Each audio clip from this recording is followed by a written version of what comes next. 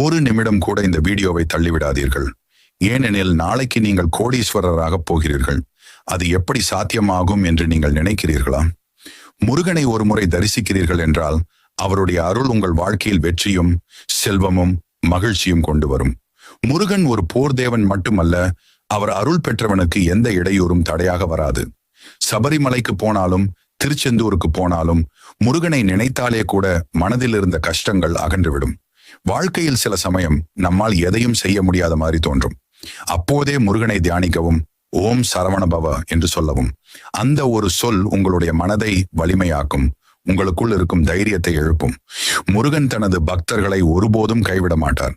அவர் உங்களை பொருளாதாரத்திலும் ஆரோக்கியத்திலும் அறிவிலும் உயர்த்துவார். நீங்கள் நினைத்த சிறிய விருப்பங்கள் மட்டுமல்ல, பெரிய கனவுகளையும் முருகன் நிறைவேற்றுவார். நாளை உங்களுக்கு நல்ல வேலை கிடைக்குமா? வியாபாரம் வெற்றி பெறுமா? குடும்பத்தில்